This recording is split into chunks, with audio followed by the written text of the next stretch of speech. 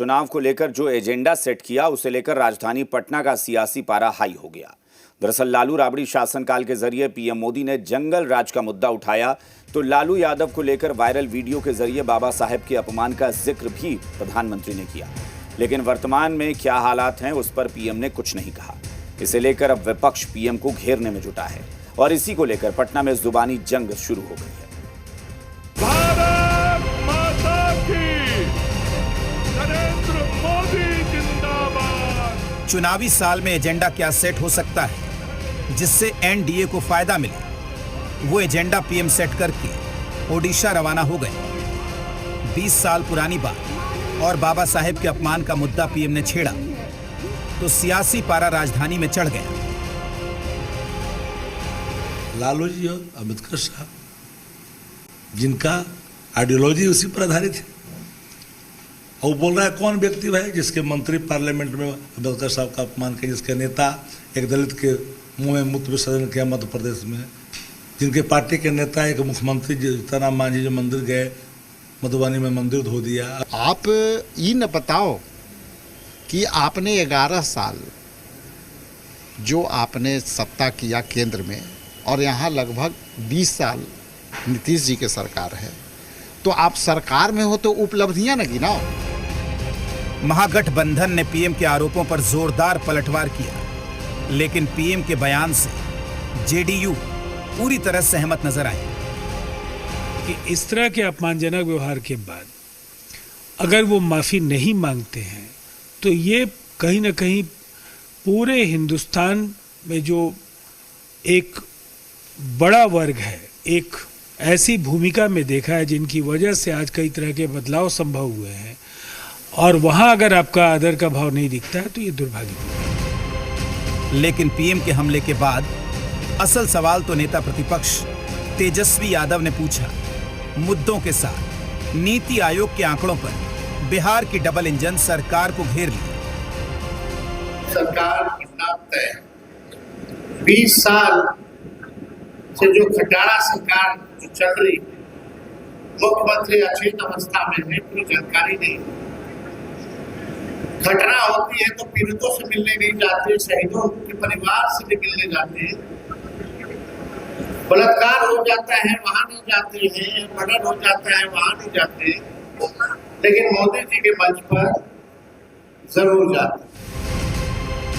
गौर कीजिएगा कि एनडीए बिहार का चुनाव जिस ट्रैक पर लड़ना चाहती है उस ट्रैक पर महागठबंधन खेलने के मूड में नहीं है। वो मुद्दों पर आना चाहती है, वर्तमान की बात करना चाहती है, लेकिन एनडीए की तैयारी इससे अलग है। तो फिर आगामी चुनाव में लड़ाई किन मुद्दों पर होगी, ये बड़ा सवाल है। रजनीश, जय मीडिया, पटना।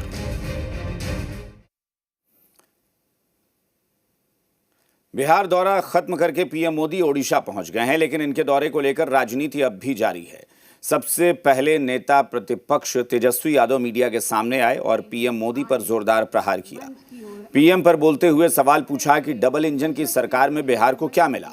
पलायन का मुद्दा उठाते हुए पीएम को घेरा तो बीजेपी कोटे से बिहार सरकार में डिप्टी सीएम सम्राट चौधरी सामने आए और तेजस्वी यादव के सवालों का जवाब दिया। दावा किया कि बिहार को अभी तक 14 लाख करोड़ रुपए मिले हैं।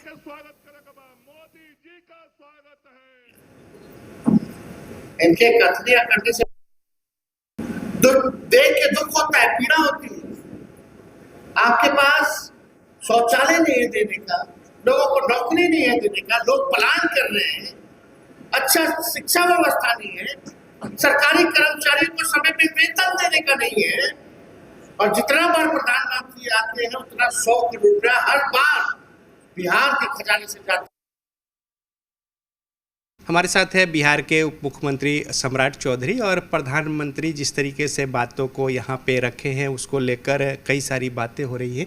खासतौर पे जो कांग्रेस और आरजेडी पे निशाना साधे हैं प्रधानमंत्री नरेंद्र मोदी, उसको लेकर ये लोग कह रहे हैं कि जो दूसरे तमाम सारे मसले हैं और जो उपलब्धियाँ होनी चाहिए थी उसको गिनाने के बजाय पुराना राग अलाप रहे हैं।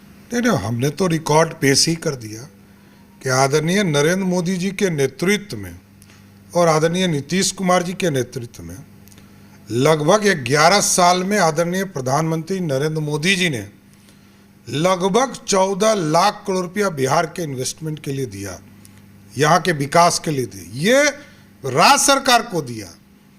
भारत सरकार अलग से लाखों लाख करोड़ रुपया बिहार को खर्चा करने के लिए दे रहा है। इसलिए तेजस्वी या कांग्रेस पार्टी को ज्ञान नहीं है। कांग्रेस पार्टी ने 2 लाख करोड़ रुपया भी 10 साल में नहीं दिया था और बीजेपी की सरकार ने 14 लाख करोड़ रुपया दिया। तो उप मुख्यमंत्री सम्राट चौधरी और प्रधानमंत्री की जो यहाँ पे बातें हुई, फिर नेता प्रतिपक्ष ने निशाना साधा, उस पर अपनी बातों को रखते हुए